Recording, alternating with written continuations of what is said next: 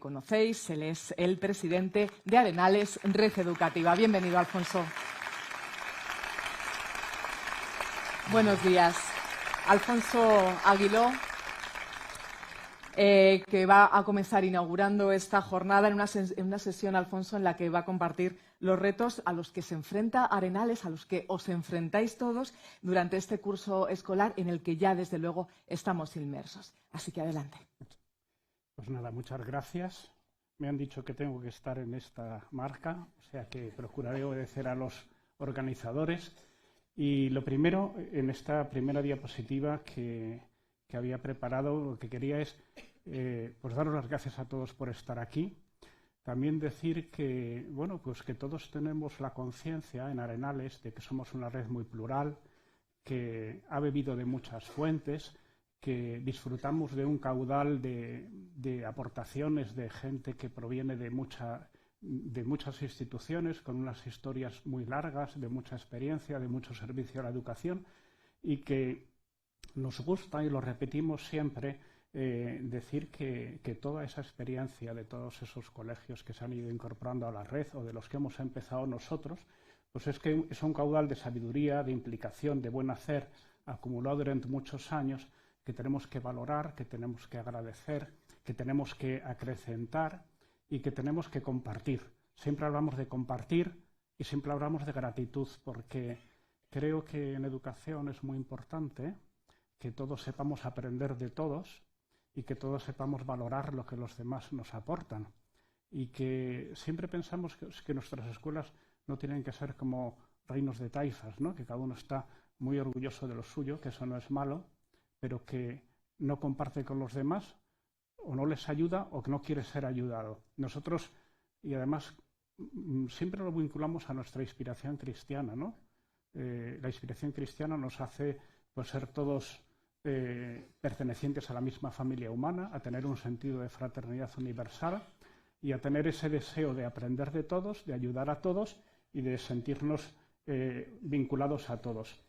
También una cosa que repetimos mucho es que en la escuela no basta con que la gente salga muy preparada en lo que son los conocimientos curriculares, porque si de nuestras escuelas saliera gente brillantísima, gente con grandísimos conocimientos, que habla muchos idiomas, que tiene todas las competencias imaginables, pero todo eso lo empleara para su egoísmo, pues el mundo sería un lugar inhabitable. Nosotros nos parece que además de todo eso, que queremos ser muy buenos, porque también de la inspiración cristiana otra idea que sacamos es de la parábola de los talentos, es que cada uno tiene que hacer rendir su talento al máximo. No basta decir he recibido 3, doy 2. O sea, cada uno tiene que sacar lo máximo de su talento, pero siempre en servicio a lo que es el propósito nuestro, que siempre lo repetimos, no sé si demasiado o demasiado poco, que pues nuestro propósito es muy importante porque no es lo mismo para lo que se emplean las cualidades y nuestros recursos y lo que aprendemos. Por ejemplo, yo ponía ahí la idea de que una persona puede tener una gran inteligencia emocional, puede tener una gran empatía, una gran capacidad, muchísimas competencias, pero que las puede emplear para ser un oportunista o para ser un embaucador o para engañar a los demás o para servirse de ellos, o bien para servirles y ayudar. Por eso creo que no basta decir qué hacemos, sino para qué. No es lo mismo, o sea, a la hora de definir lo que somos, y esto vale también para las personas, pero sin duda para las instituciones, no basta decir lo que hacemos. Nosotros hacemos buenas escuelas, bueno, queremos que sean muy buenas escuelas, queremos incluso, con humildad, que sean las mejores, pero hay que pensar siempre para qué, porque por la ilusión de salir bien en un ranking no es un gran propósito de vida. O sea, nosotros no trabajamos para nuestra vanidad o para nuestro orgullo, sino trabajamos con un propósito que siempre decimos que es mejorar la sociedad. Lo ponía yo antes, que todas estas cosas que decimos, o sea, la mejora del carácter, el que seamos mejores personas, no es una cosa que minore nuestro interés en los resultados académicos. Al contrario, yo pienso que las personas que tienen un buen carácter tienen muchas más probabilidades de ser personas con un buen desarrollo académico. O sea que, por eso tenemos que pensar siempre en la persona completa, no solamente en PISA o en la EBAU, que pensamos mucho, y en el nivel de inglés, que pensamos muchísimo, pero siempre en ese entorno de pensar en la persona completa. Ya llevamos un par de años diciendo que los 3 proyectos con los que queremos desarrollar, que son proyectos transversales, que son válidos para cualquier colegio, que no son metodologías cerradas en absoluto, queremos desarrollarnos en 3 frentes, ahora en estos años, que es el Bitutor, que es lo que decíamos de la mejora de la formación humana, del carácter, el Biplus, que es la formación complementaria no curricular, porque hay muchas cosas que no están en el currículum oficial, que nos importan mucho, y luego el programa ISAR, que es la mejora académica, que nos importa muchísimo. Somos escuelas. Y necesitamos, aquí he puesto una imagen del buen samaritano. ¿Y por qué lo pongo? Porque, volviendo a citar a nuestra inspiración cristiana, la tradición de la Iglesia siempre ha visto en la imagen del buen samaritano, la imagen en el viajante que está a la orilla del camino, que ha sido atacado por unos bandoleros, y es la imagen de la humanidad doliente, ¿no? De la humanidad que sufre, que tiene problemas, y la imagen del samaritano, que tiene también muchas cosas que hacer, pero que se detiene y que lo atiende, es la imagen de Jesucristo y la imagen de la Iglesia. Y la Iglesia siempre, en educación, siempre ha fundamentado su desarrollo en la mirada de misericordia sobre el niño, sobre la niña, sobre la familia, sobre la sociedad, sobre sus necesidades. Y creo que es muy importante que en nuestra visión de lo que es la escuela esté presente siempre esa mirada de misericordia, ¿no? Y ese lenguaje de la caridad. Y el lenguaje de la caridad ha hecho que la escuela católica esté presente en todo el mundo, esté presente en países en los que hay menos de un 1% de católicos, sea una escuela muy demandada y de mucho prestigio entre gente que no tiene fe o que está alejado de ella. Porque el lenguaje de la caridad todo el mundo lo entiende. Y por eso creo que es muy importante hablar de ello, porque si no, la escuela pues se puede centrar en cuestiones que solamente se fijen en una dimensión de lo que es la persona. Y también alumbrar la belleza del gran valor transformador de lo que es los gestos de bondad, ¿no? A mí me gusta mucho esta imagen, porque creo que los niños desde muy pequeños hay que despertar su capacidad de comprender los sentimientos y las necesidades de los demás. Y que sean personas como el buen samaritano, que se detiene ante la necesidad del que tiene al lado, que no pasa de largo. Si no se les educa en eso, no sale de modo espontáneo, ¿eh? Puede salir un poco, o puede salir en algunos y otros no. Por su propia evolución natural, los niños son muy autorreferenciales, son egocéntricos, y la educación lo que hace es sacarle de su pequeño ámbito de interés y interesarse por todo lo que le rodea, y que vean pues eso, la gran obra de arte, la gran belleza de lo que es pensar en los demás. Y bueno, ¿qué sucede en el mundo de la educación? Cuando uno tiene instituciones que son grandes, que tienen 300, 500, 1000, 1500 alumnos, lo que normalmente piensan en el mundo civil, por decirlo de alguna manera, es que para gestionar el trabajo de muchas personas con una misión común, que es una escuela, lo más fácil es recurrir a la estandarización o a la burocratización. Y es la norma general en todas las normativas oficiales, en todos los países del mundo, porque sorprendentemente la educación es muy uniforme en todo el planeta y desde hace muchísimo tiempo. Vas a cualquier país, en cualquier esquina del planeta, y tienen prácticamente los mismos años, las mismas horas de clase, las mismas asignaturas, y digamos que se ha producido una estandarización enorme, cosa que no me parece mala. Pero claro, la tendencia de todo lo oficial es todo está perfectamente programado, ¿no? Las horas de clase, la titulación, los metros cuadrados, todas las condiciones que tiene que cumplir todo. Y bueno, es lo que se puede hacer desde el poder. No es mucho, ¿eh?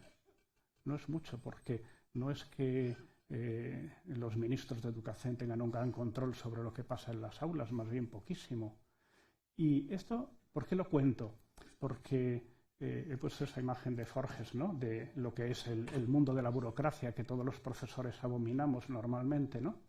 Y creo que lo importante es hacer eso, porque es una obligación que tenemos, pero lo importante es que necesitamos personas con iniciativa, con creatividad, con mucha capacidad de desarrollarse en lo que no es lo protocolizado, digamos. Porque lo protocolizado lo hacemos, por supuesto, pero necesitamos personas con motivaciones interiores, personas levadura, personas que saben hacer crecer el lugar donde están como una cosa propia, personas creativas, activas, portadores de una cultura que es la que les impulsa a desarrollarse en esa misión. Digo siempre la cultura porque a mí me parece que una institución donde gobierna la cultura más que los jefes es una institución siempre mejor. Porque una institución no va bien porque todos obedezcan al que manda, que hay que obedecerle, pero sino va bien porque la gente obedece y vive para una misión y unos valores corporativos, unos valores en los que todos se sienten implicados porque es parte de su vida. No es un trabajo porque le pagan un sueldo a final de mes, que también hay que pagar, pero que, o sea, nosotros cumplimos todas las leyes laborales, por supuesto, pero es que eso es muy poco para lo que es llenar la vida de una persona. El trabajo que llena la vida de las personas tiene que ser mucho más que siempre cumplir una obligación que pone en un contrato. Cuando digo mucho más, siempre lo aclaro, no me refiero a trabajar más horas, me refiero a trabajar de una forma que uno se sienta que está completamente implicado en eso y que es parte de su vida y que trabajamos por razones de identidad y de vocación. Yo siempre me acuerdo de una persona que me decía que trabajar por un sueldo le parecía una grosería. Dice, es como vender el cuerpo por horas.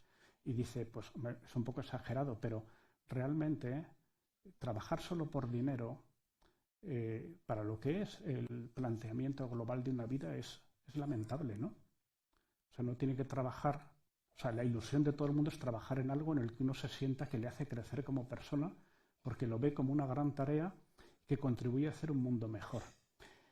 Y bueno, nosotros queremos que nuestra organización sea plural, también en cuanto a las motivaciones. Nosotros tenemos una misión común, pero como veis, es muy amplia. Mejorar la sociedad.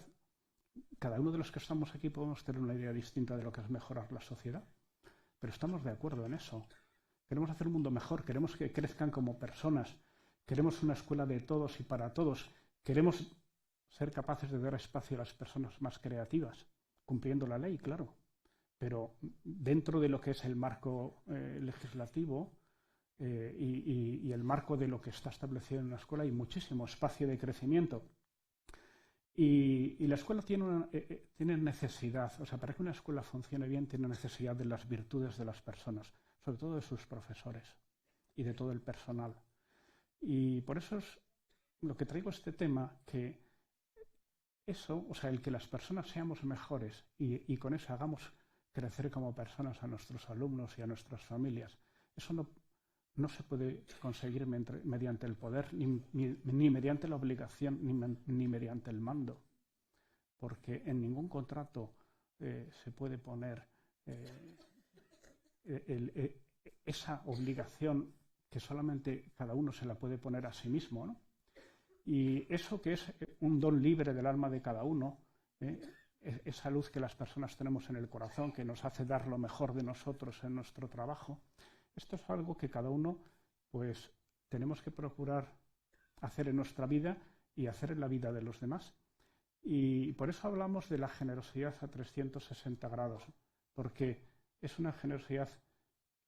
He puesto una imagen de los niños para intentar expresar que no estamos hablando solamente de que el profesor tiene que ser muy generoso en su trabajo, que por supuesto, sino que tenemos que generar un ambiente donde los niños estén preocupados unos por otros y que tengan esa generosidad para compartir, para ayudar a uno que ha entendido una cuestión a otro que no lo entiende. Esto vale para los alumnos, vale para los profesores, vale para las familias, vale para los directivos, vale para las escuelas entre sí. Con esa capacidad, es una cordialidad no obligada. O sea, es muy difícil que nos obliguen por mandato a ser cordiales.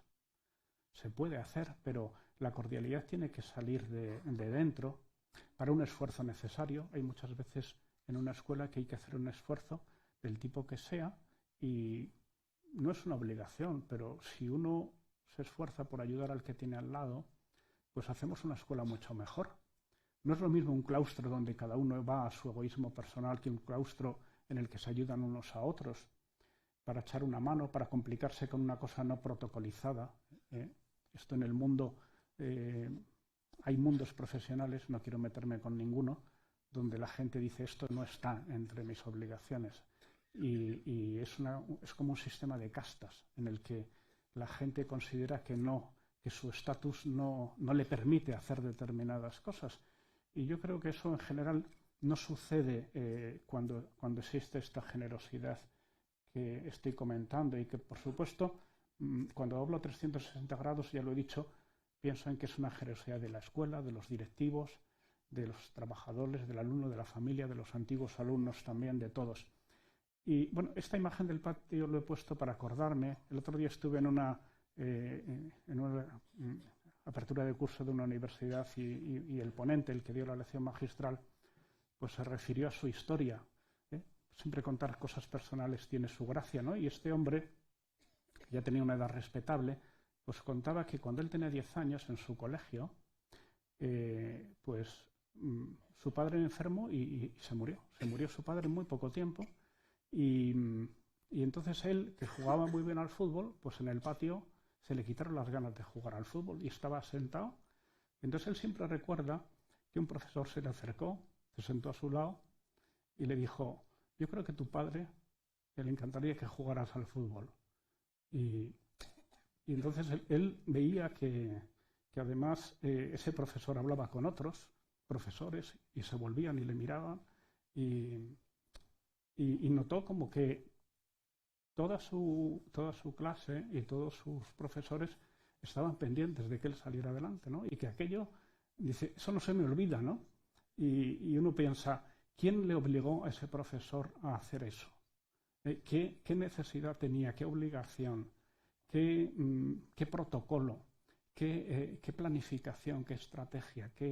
No, es que no tiene nada que ver con eso, ¿no? O sea, el que las personas se preocupen unas de otras no es una cuestión protocolizable, no es una cuestión previsible, pero es lo más importante, es lo que, o sea, para él eso es lo que le ha quedado de su colegio, ¿no?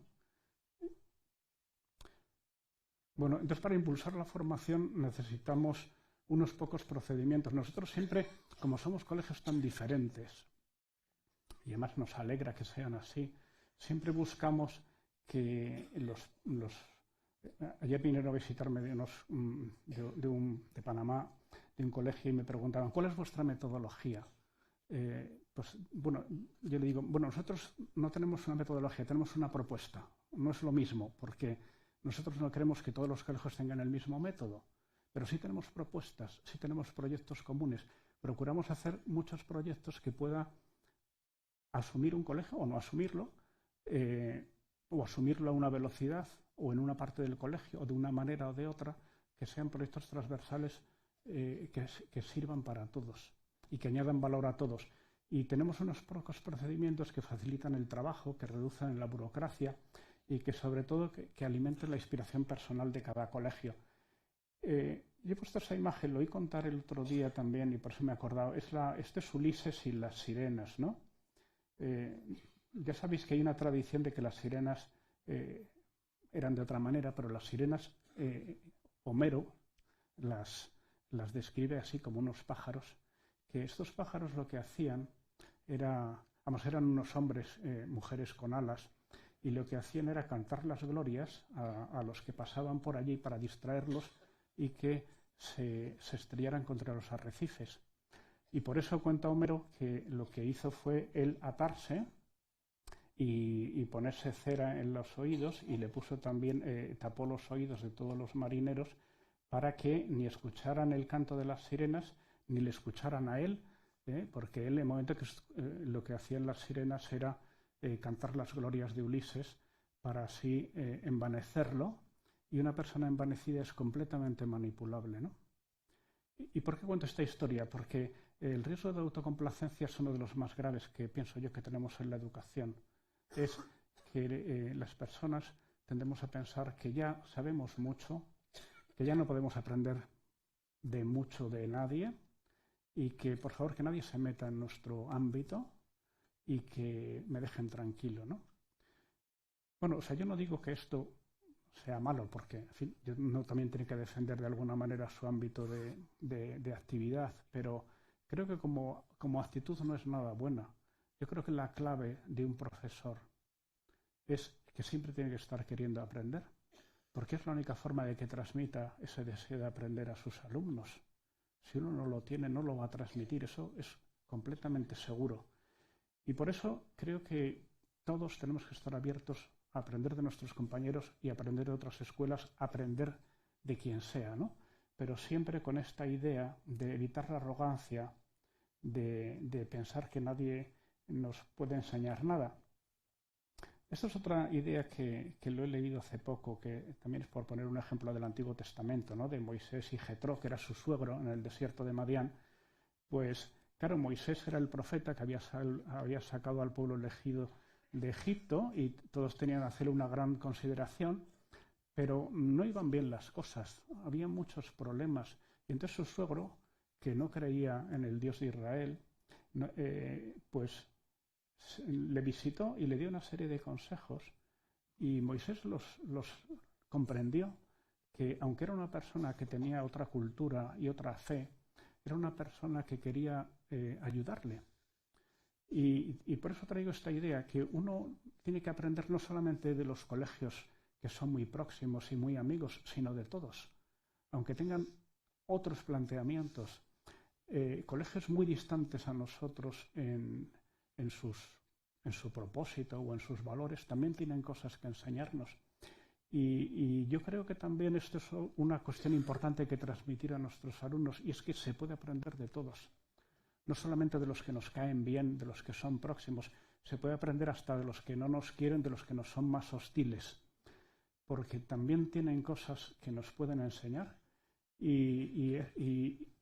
y nosotros podemos ir del brazo y trabajar con gente que piensa cosas muy diferentes de nosotros y tener una buena cooperación, una buena amistad y una buena vecindad. También creo que es importante porque nosotros aspiramos a formar una sociedad en la que puedan convivir muy bien personas de diferentes ideas. Nosotros en la escuela no buscamos educar en unos valores para que la gente se encierre en pequeñas comunidades distantes de los que piensan diferente, ¿no? Es respetable, hay gente que lo quiere hacer y yo tampoco los quiero criticar, pero me parece que no es lo mejor. Y una de las cosas que le recomendó su suegro, Jetro, a Moisés, es que, claro, Moisés era el juez en Israel y se pasaba impartiendo justicia de la mañana a la noche. Había unas colas kilométricas de personas que venían a esperar justicia de él, y su suegro le dijo: así no se puede gobernar. Tienes que nombrar jueces y no se trata de que los nombres y que te pregunten todo, tienes que transmitirles la cultura y que ellos impartan justicia conforme a esa cultura. Y es un principio de delegación fundamental, porque nosotros no se trata de establecer en los colegios una gran jerarquía de manera que haya un gran ámbito de consulta y de recurso. Lo que hace falta es que a toda la organización cale una idea y unos valores, de manera que uno resuelva cada incidencia que hay en su clase, en su ámbito, conforme a los valores que nos inspiran, conforme a nuestra inspiración cristiana, conforme a nuestro deseo de servicio, conforme a nuestro deseo de pensar siempre en cómo hacer un mundo mejor. Y evidentemente siempre habrá cosas que consultar al siguiente nivel de gobierno, pero normalmente serán muy pocas. Los colegios que funcionan bien son los que no necesitan una gran actividad digamos que como de consulta, porque todo el mundo sabe lo que tiene que hacer. Y los buenos directores, las buenas directoras consiguen que prácticamente no tengan que ejercer la autoridad, porque la autoridad se ejerce sola, porque se ejerce en lo que es el contraste con la propia cultura. El sentido de familia también creo que es muy importante. Nosotros buscamos ser una familia. Cada aula, cada escuela, toda la red tiene que tener un sentido de familia. Y la familia, yo siempre lo pienso, por contar algo yo también personal, yo soy el quinto de 13 hermanos. Y somos una familia, siempre ha sido una familia muy unida. mis padres no pueden ser más diferentes y los hermanos igual. Pero hay un aire de familia y a veces la gente piensa que las familias numerosas pues son todos como muy parecidos, ¿no? Como son tantos, pero mi experiencia más bien es la contraria. Cuando la familia es numerosa, cada uno de ellos tiene como un interés especial en mostrarse de manera diferente a los demás. Y esto no hace perder la identidad de la familia. Entonces yo creo que la identidad personal y de la familia no se contraponen. Yo creo que se suman. Y en una escuela pasa lo mismo. Los profesores es estupendo que sean muy diferentes, pero tienen que tener un aire conjunto, una identidad de escuela. En la red también nos encanta que las escuelas sean muy diferentes, pero eso no significa que luchen contra la identidad de conjunto, sino que se suman, se complementan. Creo que esto es muy importante porque puede haber escuelas que por querer defender su identidad no se enriquezcan con las demás. Y eso no estaría bien. O sea, hay que conseguir que uno esté muy orgulloso de ser lo que es él, de lo que es su escuela y de lo que es la red y de muchas otras más redes a las que él pertenezca en su vida personal.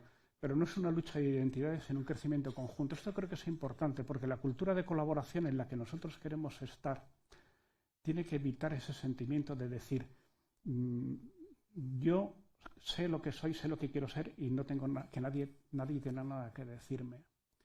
Esto se ve muy claro. Hay personas que les ves que están tan convencidas de cómo tienen que hacer las cosas que son incapaces de aprender.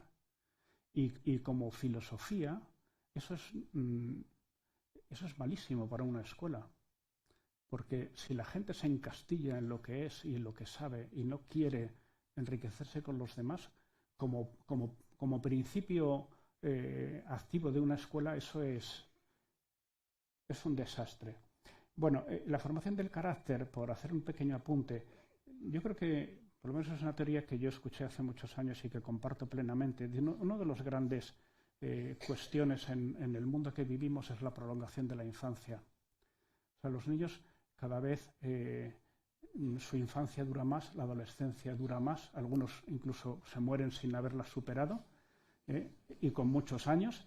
Y sucede esto, que hay adultos que parecen adolescentes y lo vemos constantemente en los colegios, y hay adolescentes que parecen niños. Y esto es consecuencia de un predominio de los sentimientos sobre la razón. Tampoco es que lo contrario me guste, O sea, el predominio de la razón sobre los sentimientos, o sea, yo creo que la persona tiene que ser una armonía entre la voluntad, la inteligencia y los sentimientos. Y lo que hace falta es que vivan en una buena comunión, ¿no?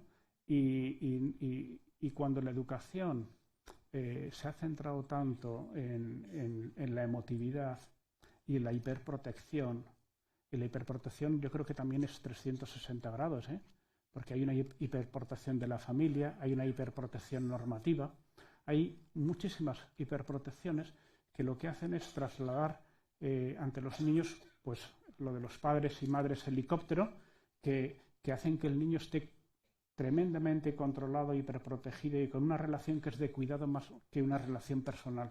Por eso creo que es muy importante tratar a los niños y a las niñas con la edad que tienen, no como si tuvieran 5 años menos, que es un poco la tendencia que hay en el mundo que vivimos, ¿no? Y porque si tratas a los niños y a las niñas como demasiado vulnerables y demasiado frágiles, que es la línea que lleva la sociedad en este momento, terminan por percibirse y por ser así, y por ser muy frágiles. Ahora hay una enorme preocupación por la salud mental de los niños y de las niñas, y han aumentado muchísimo los intentos de suicidio, las autolesiones, los ataques de ansiedad, cosas que de ninguna manera existían antes, en un mundo que está mucho más protegido, mucho más desarrollado y que no tiene explicación, salvo que hay una enorme debilidad de carácter en la formación, que es donde tenemos que centrarnos.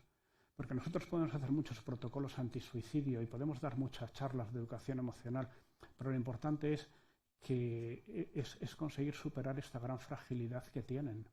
Y hay que empezar muy desde el principio, porque esta fragilidad proyectada de la que tiene hoy día la conversación pública sobre el niño hace que efectivamente lo sea. porque es una narrativa hiperprotectora sobre la vulnerabilidad que genera problemas psicológicos, que invita a reportar síntomas de sufrimiento psicológico sobre cuestiones que se podrían superar. O sea, falta muchísimo más esfuerzo en educar en lo que es la tolerancia, la frustración, en el aplazar la gratificación, en lo que es soportar la tensión, en que si a un niño no le invitan a un cumpleaños no es el fin del mundo, que si un niño le dice que está gordo, pues está muy mal que se lo diga, pero que no es el fin del mundo, que no se ha acabado para él su vida, y que tienen que ser más fuertes, porque es que van a vivir una vida muy larga, con muchas tensiones, con muchas frustraciones, y tenemos que prepararles para ello. Bueno, estamos evidentemente por la tolerancia cero ante el acoso, pero yo veo que los colegios se están convirtiendo en unas máquinas de instruir larguísimos expedientes sobre cuestiones no muy relevantes, y no es la solución. Por eso repito, tenemos que hacer los protocolos, por supuesto, tenemos que ser muy cuidadosos, pero que tenemos que reforzar las estrategias preventivas de formación previas y crear redes de amistad que faciliten que las dinámicas que se generan en el aula sean positivas. Yo había puesto aquí el ejemplo de las casas, del house system, porque eso lo tenéis en algunos colegios. Yo veo que empezó algunos, lo copió otro y ahora pues lo tienen muchos.